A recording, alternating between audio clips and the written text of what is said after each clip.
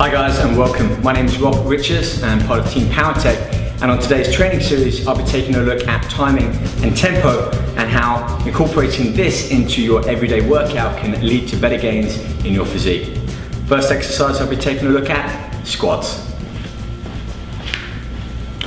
While squats may not be at the top of everyone's list for favorite exercises, they certainly are up there in terms of the best exercise for building mass and strength. So with this slight adjustment to our timing, instead of straight up and down, it means we can keep the intensity high without keeping the resistance high too, meaning less stress on the knees, ankle and hips. Here's how we incorporate timing and tempo into the squats.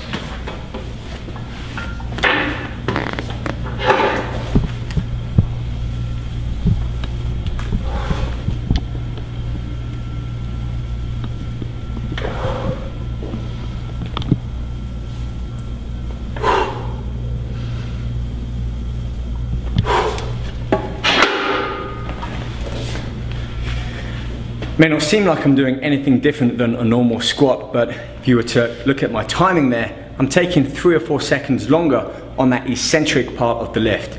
So really adding this weight into that eccentric part, the lengthening of the muscle, creating smaller micro tears just by keeping it slow. And then that power and speed as I push back up, bringing my hips back in line.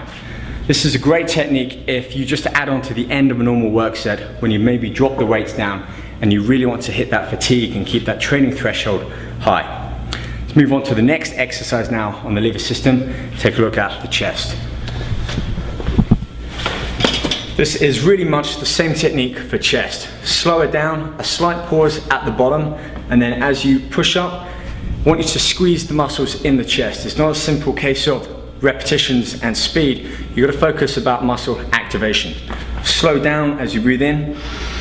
Hold with that stretch and then push it back up and squeeze, forcing that contraction in the muscle.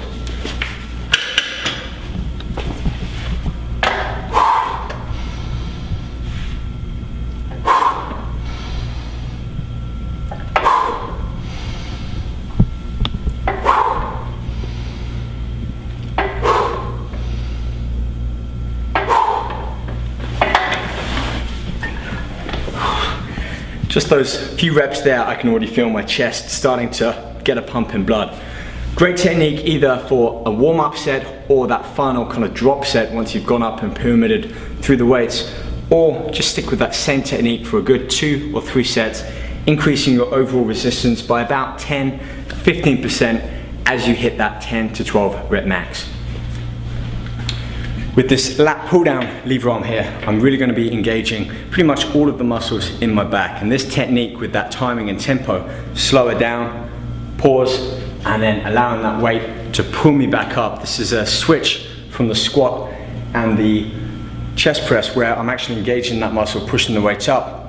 The lat pull down is going to be pulling my back muscles apart. So it's about acceleration and de-acceleration on this one, but equally as important.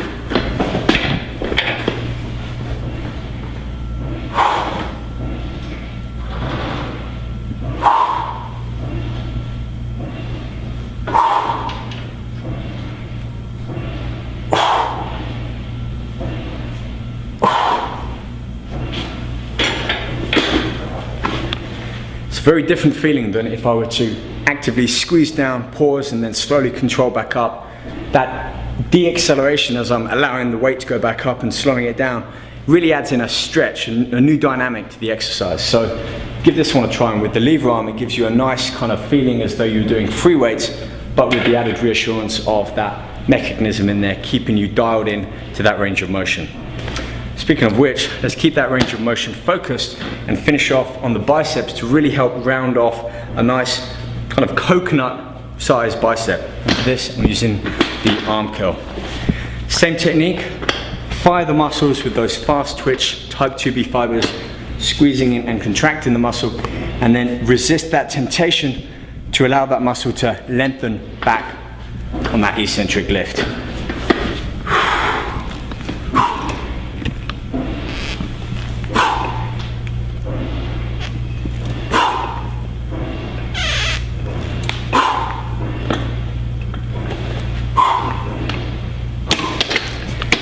And with a slight tweak to your elbow placement, instead of keeping everything in alignment, bring the elbows just inwards, keeping the wrists further out.